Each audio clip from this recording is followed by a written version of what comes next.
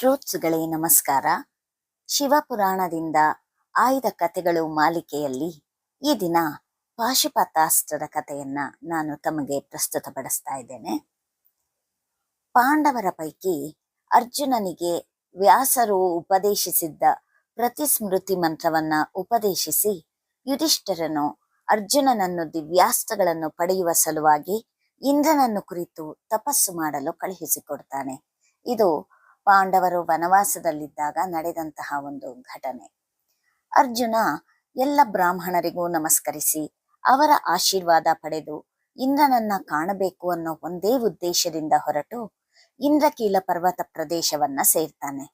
ಆಗ ಯಾರೋ ಅವನನ್ನು ನಿಲ್ಲು ಅಂದ ಹಾಗಾಯಿತು. ಅರ್ಜುನ ಸುತ್ತ ನೋಡಿದ. ಅವನನ್ನು ನಿಲ್ಲು ಎಂದವರು ಒಬ್ಬ ಮಹರ್ಷಿ. ಅವರು ಬಹಳ ಕೃಶಾಂಗರಾಗಿರ್ತಾರೆ.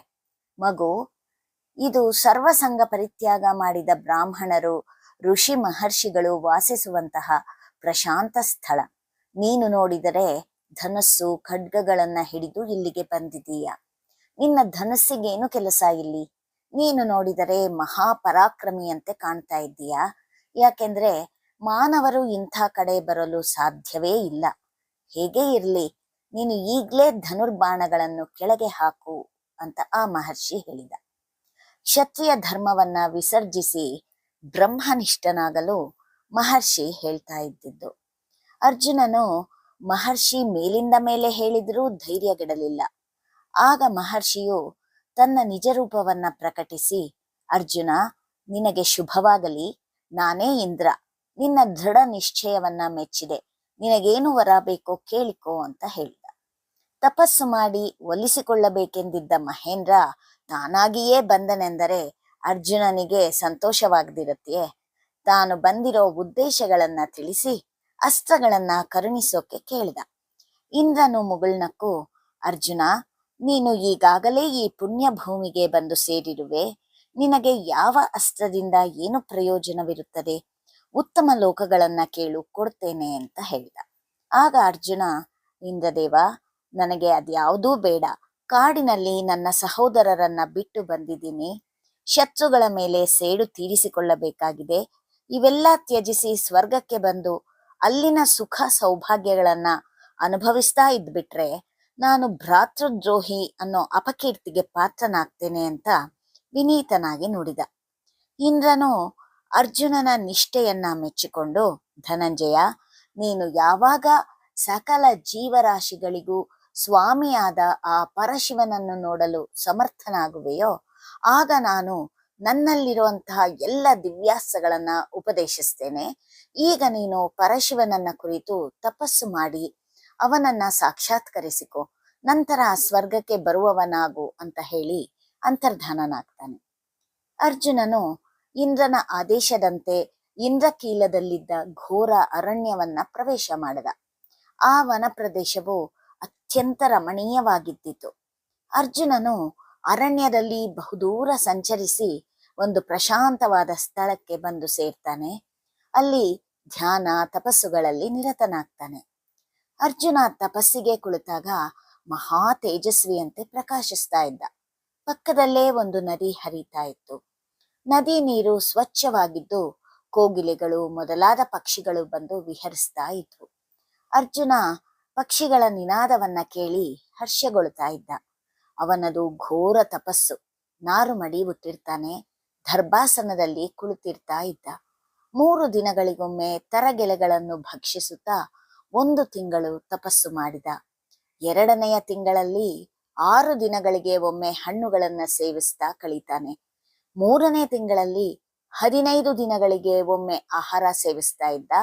ಆಮೇಲೆ ಆಹಾರ ಬಿಟ್ಟು ಕೇವಲ ಗಾಳಿಯನ್ನ ಸೇವಿಸ್ತಾ 2 ಕೈಗಳನ್ನ ಮೇಲೆತ್ತಿ ಪಾದಗಳ ಹೆಬ್ಬೆಟ್ಟುಗಳ ಮೇಲೆ ಮಾತ್ರ ನಿಂತು ತಪಸ್ಸನ್ನ ಮಾಡತೊಡಗ್ತಾನೆ. ಅರ್ಜುನನ ಘೋರ ತಪಸ್ಸಿನಿಂದ ಉಂಟಾದ ತೇಜಸ್ಸಿನ ಅಗ್ನಿ ಕಾಡನ್ನೇ ದಹಿಸುವಂತೆ ಕಾಣಿಸ್ತು. ಭೀತರಾದ ಋಷಿಮುನಿಗಳು ಪರಮೇಶ್ವರನನ್ನ ಕುರಿತು ಸ್ತೋತ್ರಗಳಿಂದ ಸ್ತುತಿಸಿ ಅರ್ಜುನನ ತಪಸ್ಸಿನ ಬೇಗೆ ಸಹಿಸೋಕೆ ಸಾಧ್ಯವಾಗ್ತಾ ಇಲ್ಲ, ಬಂದು ಕಾಪಾಡಬೇಕು ಅಂತ ಪ್ರಾರ್ಥನೆ ಮಾಡಿದ್ರು. ಪರಶಿವನು ಋಷಿಗಳಿಗೆ ಅಭಯವಿತ್ತು, ಮಹರ್ಷಿಗಳೇ, ಅರ್ಜುನ ಯಾವ ಕಾರಣಕ್ಕಾಗಿ ತಪಸ್ಸಿಗೆ ಕುಳಿತಿರುವನೆಂದು ನಾನು ಬಲ್ಲೆ. ಈತನ ಕಠಿಣ ತಪಸ್ಸನ್ನ ನಾನು ಈಗಲೇ ಪೂರ್ಣಗೊಳಿಸ್ತೇನೆ, ನಿಶ್ಚಿಂತರಾಗಿರಿ ಅಂತ ಹೇಳಿ ಕಳುಹಿಸ್ತಾನೆ. ಶಂಕರ ತಾನು ಕಿರಾತ ವೇಷವನ್ನ ಧರಿಸಿದ, ಧನುಸ್ಸನ್ನು ಕೈಯಲ್ಲಿ ಹಿಡಿದ. ಅವನೊಂದಿಗೆ ಗಿರಿಜೆಯೂ ಬೇಡತಿಯ ವೇಷವನ್ನ ಧರಿಸ್ತಾಳೆ. ಇಡೀ ಭೂತಗಣವೇ ಕಿರಾತರಂತೆ ವೇಷಭೂಷಣಗಳನ್ನ ಧರಿಸಿ ಪರಶಿವನನ್ನ ಅನುಸರಿಸಿ ಬಂದವು. ಶಬರ ವೇಷದ ಶಂಕರ ತನ್ನ ಪರಿವಾರದೊಡನೆ ಉಮೆಯ ಸಖಿಯರೂ ಸೇರಿದಂತೆ ಅರ್ಜುನನ ಸಮೀಪಕ್ಕೆ ಬಂದರು. ಅದೇ ಸಮಯಕ್ಕೆ ಶಾಪಗ್ರಸ್ತನಾಗಿದ್ದ ಮೂಕನೆಂಬ ದಾನವನೊಬ್ಬ ಹಂದಿಯ ರೂಪವನ್ನ ಧರಿಸಿ ಅರ್ಜುನನನ್ನ ಕೊಂದು ಹಾಕಿಬಿಡಲು ಅವನೆಡೆಗೆ ಬರ್ತಾ ಇತ್ತು. ಇದನ್ನು ಕಂಡ ಅರ್ಜುನ ಹಂದಿಗೆ ತಾನು ತಪಸ್ಸಿಗೆ ಬಂದಿರುವೆನಷ್ಟೇ, ಯಾವ ಪ್ರಾಣಿಗೂ ತೊಂದರೆ ಕೊಡಲು ಅಲ್ಲ, ಇಲ್ಲದಿದ್ದರೆ ಈ ವೇಳೆಗೆ ನಿನ್ನನ್ನ ಕೊಂದು ಹಾಕಿರ್ತಾ ಇದ್ದೆ ಅಂತ ಹೇಳ್ದ. ಆದರೆ ನೀನೀಗ ನನ್ನನ್ನೇ ಕೊಲ್ಲಲು ಮುನ್ನುಗ್ತಾ ಇದೀಯಾ, ಇದೇ ಕಾರಣಕ್ಕೆ ಇಗೋ ನನ್ನ ಬಾಣದ ರುಚಿ ನೋಡು ಅಂತ ಹೇಳಿ ಧನುಸ್ಸಿಗೆ ಹೆಡೆ ಏರಿಸುವಷ್ಟರಲ್ಲೇ ಕಿರಾತ ವೇಷಧಾರಿಯಾಗಿದ್ದ ಶಂಕರನು ಅರ್ಜುನನನ್ನ ತಡೆದು, ನಿಲ್ಲಿಸು, ನಾನು ಈ ಹಂದಿಯ ಮೇಲೆ ಮೊದಲು ಗುರಿ ಇಟ್ಟಿದ್ದೇನೆ ಅಂತ ಹೇಳ್ದ. ಅರ್ಜುನ ಬೇಡನ ಮಾತಿಗೆ ಕಿವಿಗೊಡದೆ ಬಾಣ ಪ್ರಯೋಗವನ್ನ ಮಾಡಿಯೇ ಬಿಟ್ಟ. ಕಿರಾತನು ಹಂದಿಗೆ ಗುರಿ ಇಟ್ಟು ಹೊಡೆದ. ಎರಡೂ ಬಾಣಗಳ ಪ್ರಹಾರದಿಂದ ಮೂಕ ದಾನವನು ಹಂದಿಯ ರೂಪ ತ್ಯಜಿಸಿ ತನ್ನ ರಾಕ್ಷಸ ರೂಪದಿಂದ ಪ್ರಾಣ ಬಿಟ್ಟ. ಅರ್ಜುನನು ಕಿರಾತನನ್ನ ನೋಡಿ, ನಿನ್ನನ್ನು ನೋಡಿದರೆ ಅಚ್ಚರಿಯಾಗುತ್ತೆ. ಈ ನಿರ್ಜನ ಪ್ರದೇಶದಲ್ಲಿ ಸ್ತ್ರೀಯರೊಡಗೂಡಿ ಈ ಘೋರಾರಣ್ಯದಲ್ಲಿ ಹೊರಟಿದ್ದೀಯಾ, ನಿನಗೆ ಭಯವಾಗುವುದಿಲ್ಲವೇ? ನಾನು ಮೊದಲು ಗುರಿಯಿಟ್ಟಿದ್ದ ಹಂದಿಗೆ ನೀನೇಕೆ ಬಾಣ ಬಿಟ್ಟೆ? ನೀನು ಮಾಡಿದ ಕೆಲಸ ನಿನ್ನ ವೃತ್ತಿ ಧರ್ಮಕ್ಕೆ ವಿರುದ್ಧವಾಗಿದೆ.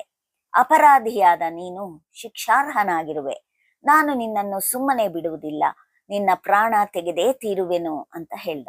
ಶಿವ ನಸುನಕ್ಕು, ವೀರನೇ, ನಾವು ಕಿರಾತರು, ನಮ್ಮ ವಾಸವೇ ಅರಣ್ಯಗಳಲ್ಲಿ, ಇಲ್ಲಿ ನಮಗೆ ತಿರುಗಾಡಕ್ಕೆ ಯಾವ ಭಯನೂ ಇರೋದಿಲ್ಲ.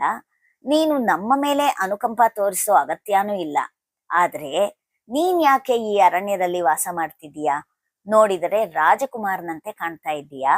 ಸುಖ ಭೋಗಗಳನ್ನ ಅನುಭವಿಸೋದನ್ನ ಬಿಟ್ಟು ಈ ದಟ್ಟ ಅರಣ್ಯದಲ್ಲಿ ಅದು ಒಬ್ಬನೇ ಸಂಚರಿಸ್ತಿದ್ದೀಯಾ ಯಾಕೆ ಅಂತ ಕೇಳ್ದ. ಎಲ್ಲವೋ ಕಿರಾತ, ಈ ವೇಳೆಗೆ ನಾನು ಎಂತಹ ಪರಾಕ್ರಮಿ ಎಂಬುದು ನೀನು ತಿಳಿದಿರುವೆ ಅಷ್ಟೇ. ನನಗೆ ಯಾವ ಭಯವೂ ಇಲ್ಲ, ಕೈಯಿನಲ್ಲಿ ಧನಸ್ಸಿದೆ ಎಂದು ಅರ್ಜುನ ಹೇಳಿದ. ಇದರಿಂದ ಕಿರಾತನಿಗೆ ಬಹಳ ಕೋಪ ಬಂತು. ಶ್ರೋತೃಗಳೇ, ಪಾಶುಪತಾಸ್ತ್ರದ ಮುಂದಿನ ಭಾಗವನ್ನ ನಾವು ಮುಂದಿನ ಸಂಚಿಕೆಯಲ್ಲಿ ನೋಡೋಣ. ಧನ್ಯವಾದಗಳು.